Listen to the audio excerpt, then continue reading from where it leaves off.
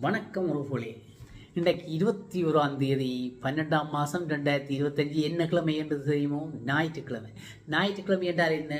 ஞாயிறு சினிமா கலக்கல். Cinema கலக்கலில் cinema துளிகளை பற்றி நாங்கள் காய்ச்சி கொண்டு வரோம். சினிமா துறையில் என்னென்ன நடக்குது, என்ன சுவாரஸ்யமான விஷயங்கள் நடக்குது, இந்த நடிகர் எப்படி இருக்கிற, இந்த நடிகை என்ன இருக்கிற, அவோக்கு என்ன விருப்பம், இவோக்கு என்ன விருப்பம், இதோடத்தானே பார்க்குற சினிமாவை வச்சுக்கொண்டு நாங்கள் அவைக்கு என்ன விருப்பம்னு பார்க்குறோம், எங்களுக்கு என்ன விருப்பம்னு பார்க்குறது.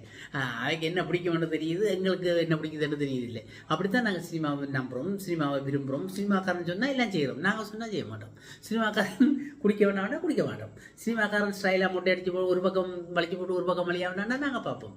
அப்படித்தான் எங்கள்ட சினிமா ஒரு மயக்கத்தில் தான் எங்கள்ட வாழ்க்கை போகுது. அதுவும் இந்தியா அவர்கள் சினிமாவையே உயிராக நினைக்கிறார்கள். அது மாதிரி நாங்கள் அந்த சினிமா துளி கொண்டு வருது பலம்புரியில் நாங்கள் பார்ப்போம். 2018 சத்யராஜ், ஜெயராம், சிவா, நிவேதா, பெத்துராஜ், ரெஜினா உள்ளிட்ட நட்சத்திரங்களை வைத்து பாட்டி என்ற ஒரு படம் வந்த படத்தை இயக்குனர் வெங்கட் பிரபு. வெங்கட் பிரபுன்னா எங்களுக்கு தெரியும். வெங்கட் பிரபு யாருன்னு சொல்லான், எங்களுடைய கங்கியமரனுடைய மகனாக இருக்கணும். அவர் முழுக்க பிஜியு தீவில் காமெடி காலாட்டாவாக உருவான இந்த படம் பணப்பிரச்சனை காரணமாக ரிலீஸ் ஆகாமலே கிடந்தது. தற்போது இந்த படத்தை தூசு தட்ட ஆரம்பிச்சு ரொம்ப காசு இல்லாமல் அமைச்சு கொண்டு இருக்கிறேன். இப்போ தூசு தட்டி இப்போ வெளியிடுறதுக்காக தயார் நினைக்கிறேன். அநேகமாக பெப்ரவரியில் ரிலீஸ் ஆகலாம் என எதிர்பார்க்கப்படுறது. அவருடைய படங்கள் கொஞ்சம் வித்தியாசமாக இருக்கும், பார்க்கக்கூடிய இருக்கும். பார்ப்போம், பொறுத்திருந்து பார்ப்போம். எப்போ வருது எங்களுடைய பார்ட்டி என்று சொல்லி பார்ப்போம். அடுத்த பாலா பற்றி சொல்லப்படுறது.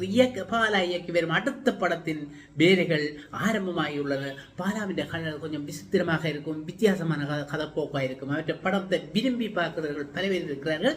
ஆர்யாவும் அதர்வாவும் சேர்ந்து, அதர்வா என்று சொல்றது எங்களுக்கு தெரியும், முரளி, எங்களுடைய முரளி நடிகர் முரளியினுடைய மகன், அவர் நடிக்கலாம் என்று பேசப்படுகிறது. உருவ மாறுதல்கள் எதுவும் இல்லாமல் உள்ளது, உள்ளவாறு அவர்கள் நடிக்கப் போவதாக செய்திகள் உலாவுகின்றன. அப்போ ஒன்றுமில்லை, ஒரு உருவங்க தாடி வளர்ந்து கொண்டே வளர்ச்சியும் ஒன்றுமில்லை, உடம்பை வைக்க பண்ணி மெல்லிய பண்ணி ஒன்றுமில்லாமல் சும்மா நோமலாக உடம்பை வச்சுக்கொண்டு இப்போ நடிக்க போயிடும் சொல்லுற கதைகள் உலாவதுதான். இன்னும் 2 மாதத்தில் அதற்கான அறிவிப்பு வரலாம். 2 மாதத்தில் அறிவிப்பு வரணும்.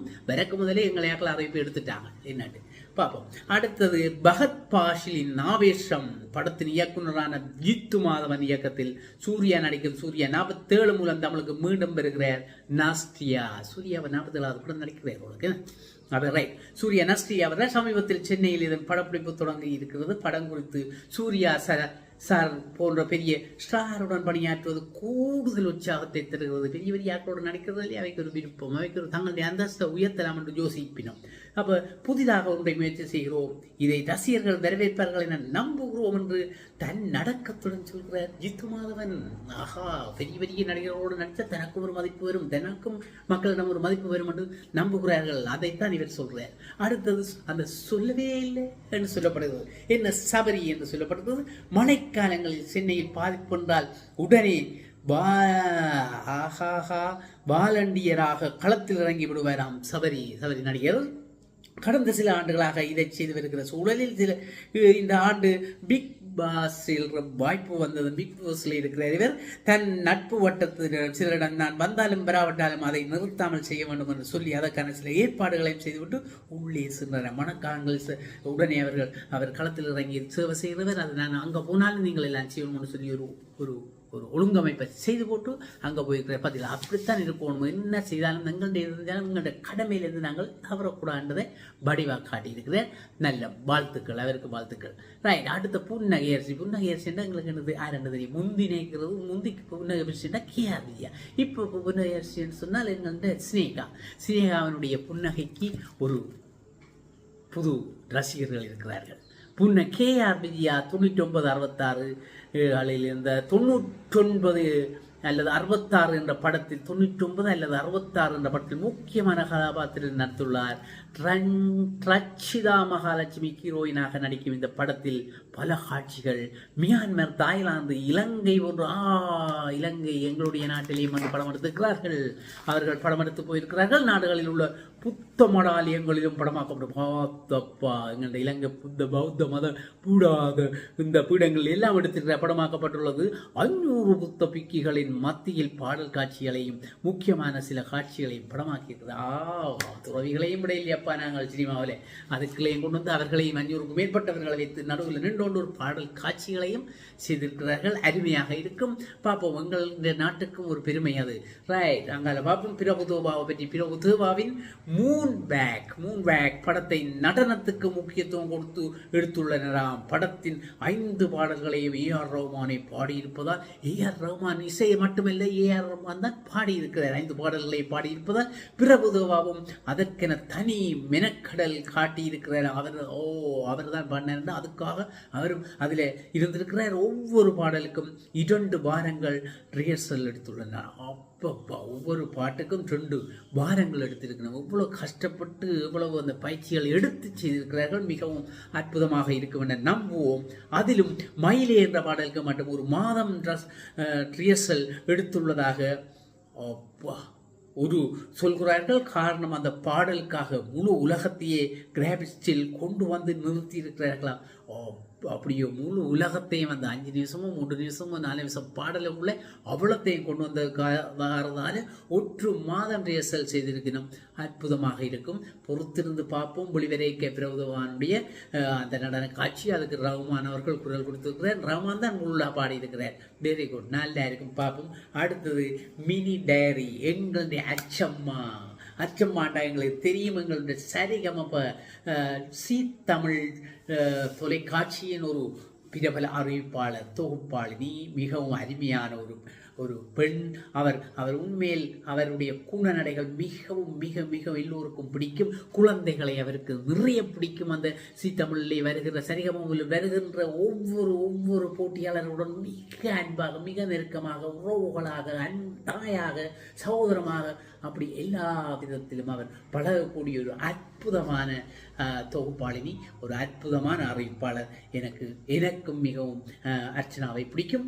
அந்த வரிசையில் அர்ச்சனாவை பற்றி அர்ச்சனா சொல்கிறா என்னன்னு சொன்னால், ஆங்கரிங் தாண்டி பிடித்தது அந்த அறிவிப்பை தவிர உங்களுக்கு பிடிச்சது என்னன்னு கேட்க, மியூசிக் பிடிக்கும். எனக்கு நிறைய பாட்டு கேட்பேன். பேருந்து பாட்டாங்க சரியாக ஓரியே போய் கொண்டிருக்குது. கிழமைக்கு கிழமை அங்கே ரிஹர்சல் நடக்குமா எல்லாம் பார்த்து கொண்டிருந்தால் பாட்டு பிடிக்கும் தானே. இசை பிடிக்கிறதா இளமையாக இருக்கிறா. அப்படியே அதுதான் நான் நினைக்கிறேன். ரைட், ஆசை என்ன ஆசை உங்களுக்கு? ஐயோ, புத்தகம் கொண்டு எழுத வேண்டும். 10 நேரம் இங்கேடா புத்தகம் எழுத. என் சொந்த அனுபவம் தான் கண்டென்ட். தன் சொந்த அனுபவத்தை எழுதணும்னு ஒரு ஆசை இருக்குது. நிச்சயமாக நிறைய அனுபவம் இருக்குது. அவருக்கு நிறைய போராட்டங்கள், நிறைய பிரச்சனைகளை சந்தித்து, நிறைய சாதனைகளை செய்தவர். அதை எழுதி கொண்டு போகலாம். ஆகையினால் அடுத்த விஜய் சார் கூட ஒர்க் பண்ணுவோம்னா ஒர்க் பண்ணுவோம்னு சொல்லி ஒரு ஆசைப்பட்டேன்.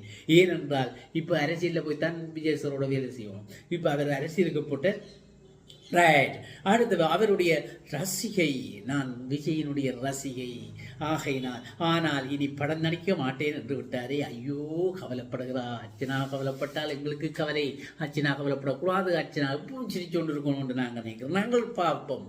உடனே அரசியலில் அவர்களோட ஒர்க் செய்ய வாய்ப்பு இருக்கா என்று கேட்பீர்கள் தானே. அந்த கேள்விக்கு நோ கமெண்ட்ஸ். அரசியல் வேண்டாம். இப்போ சீத்தமிழ பார்ப்போம். ஐயோ, அறிவிப்பு போடும். எங்களுக்கு ஒரு அறிவிப்பாளர் இல்லாம போடும். வேறு அரசியலுக்கு போனால் ஐயோ அச்சனா அம்மா அரசியல் வேண்டாம் அம்மா. நீங்கள் உங்கள்ட வேலை உதயதான் உங்களுக்கு மகிழ்ச்சி, உங்களோட மனசுக்கு மகிழ்ச்சி, உங்களோட வாழ்க்கைக்கு ஒரு துணை, ஒரு இசை. அதோடு இருங்கோ. அரசியலுக்கு போய் உங்களை கெடுத்து விடாதீர்கள். உங்களை மற்றவர்கள் திரும்பாமல் போய் நான் போடுவார்கள். ஐயோ, உங்களோட குணத்துக்கு நீங்கள் தொகுப்பாளனியாக இருக்கொண்டு தான் நாங்கள் சொல்லுவோம். அடுத்த சாப்பாடை பற்றி கேட்க, ஐயோ நல்லா சாப்பிடுவேன். அது தெரியும். அச்சாக்கு சாப்பாடுண்டா மிக பிரியவன் எங்களுக்கு தெரியும். ஏன்னு சொன்னால் அந்த நிகழ்ச்சியிலாம் சாப்பாடுண்டா தான் பறஞ்சு சாப்பிடக்கூடிய ஒரு வேடிக்கையான, வினோதமான, ஒரு உண்மையான, வஞ்சகம் இல்லாத ஒரு உள்ளம் கொண்டவர் தான் இந்த அர்ச்சனா. சாப்பிடுவேன், நல்லா சமைப்பேன், ரசிப்பேன், சாப்பிடுவேன். தயிர் சாதம் என் ஃபேவரட். எனக்கு விருப்பமானதுன்னு சொன்னால் தயிர் சாதம். பயம், என்னத்துக்கு பயம் என்றதுன்னா, முன்பெல்லாம் மரணத்தை கண்டு பயம் இருந்தது. இப்போது இல்லை. அவர் உறவுகளை இழந்தார், தன்னுடைய தாயை இழந்தார். அது அவளுக்கு பிறகு இல்லை. உண்மையிலே எங்களுடைய வாழ்க்கையில் எங்களுக்கு எல்லா உறவுகளும் எங்களுக்கு இருக்கின்ற அந்த அம்மா இப்போது எங்களை விட்டு பூராவோ அன்னைக்கு எல்லாம் மறைந்து விடும். எல்லா பந்த வாசங்கள் எல்லாம் வெறுப்பு மாதிரி வந்துடும். அது உண்மை. அவருக்கும் இப்போ ஒன்றுக்கும் பயம் இல்லை என்று சொல்கிறார். ரைட். மனதுக்கு ஒலிக்கும் தத்துவம் மனதுக்குள்ளே என்னடா, அன்பாக இருங்கள் எல்லோரிடமும். அது போதும். எல்லோரிடம் அன்பாயிருங்கள். அன்புதான் சிறந்த செல்வம், உலகத்திலேயே மிக பெரிய ஒரு சாமான், மதிக்க முடியாத ஒரு சாமான். அன்பு. அன்பாக பேசுங்கள், அன்பாக இருங்கள், எல்லோரோட இருங்கள், அது போதும் அப்பா வாழ்க்கையில் என்று சொல்லி முடிச்சுக்கிறேன். இதுதான் எங்களுடைய இன்றைய ஞாயிறின் சினிமா துளிகள். இன்றுடன் இந்த ஞாயிறு சினிமா கலக்கிலிருந்து விடைபெற்றுக் கொள்கிறேன். நன்றியுடன் உங்கள் முருகன்.